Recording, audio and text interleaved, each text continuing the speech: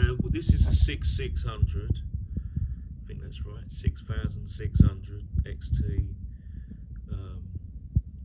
Basically, it's a cheaper alternative to the 6800 or the 6900, and it still runs pretty quick in this machine. So, which is the 5.1 right now. The problem is that, oh my god, it's only blocking the second slot. Now there's a couple of ways out. So if you're not using up your other slots, i.e. the 4-time slots, then you probably want to be doing this. Just let's try and do it. So pull it back out, and stick it in the second. That's it. Stick it in the second slot, i.e. the second 16 lane slot. So there you go. It's going to run good. Now you've just sacrificed your 2 slots.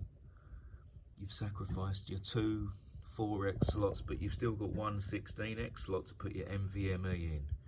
So if that's all that you're running, you don't need any USB or nothing, then that's all right. Yeah, doesn't matter. Or if you don't need a faster network controller, it doesn't matter. Do you know what I mean? But there is a kind of way out of this, and the best way is to do this. So you're going to put it back in the 16 slot.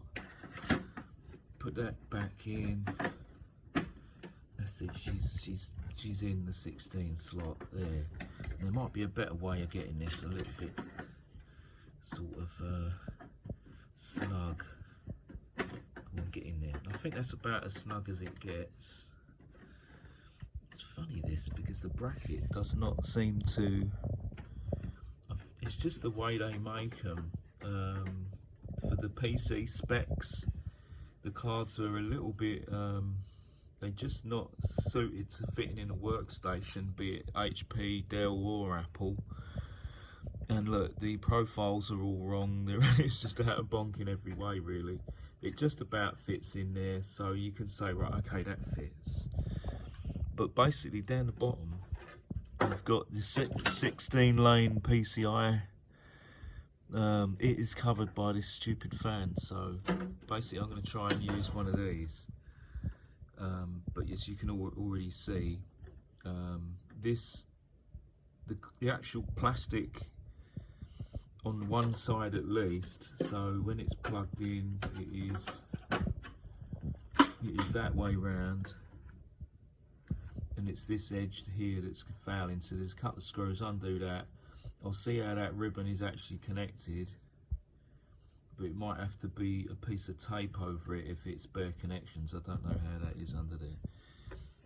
And that will basically go in there and then extend that one out of the way, I'm hoping, and then we can just stick our NVMe on the end of that, and then tuck it in the case like that somehow. It doesn't really matter, just like that, like Tommy Cooper. There we go. Anyway, I'm going to get on with that and report back and see if it actually works, because this is a bit.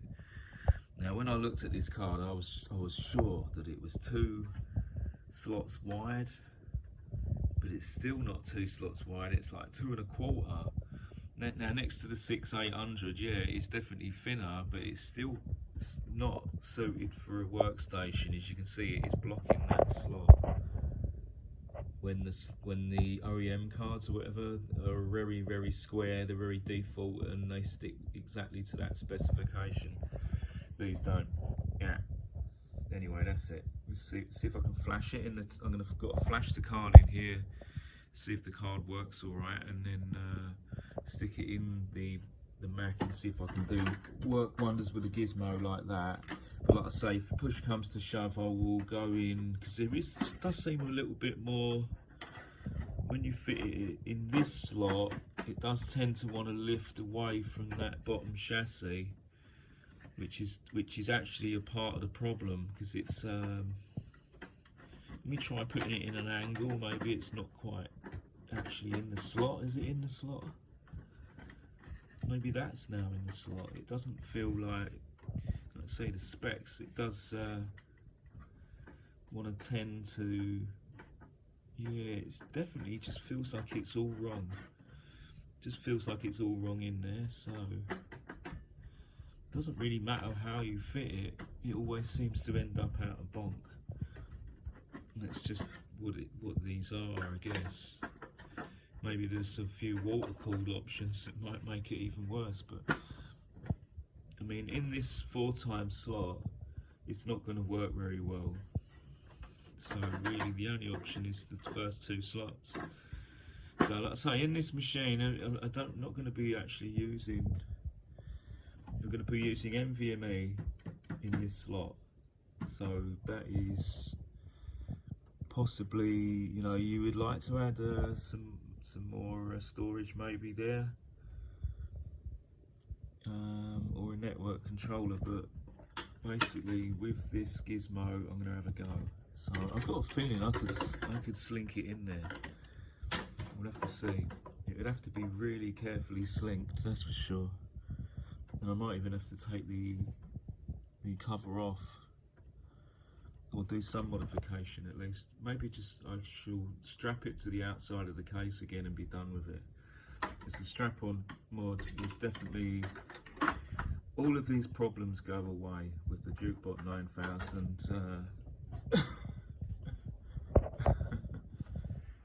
So the 48 cores of power, yeah, the strap-on mod there does reign supreme. It is care and worry free.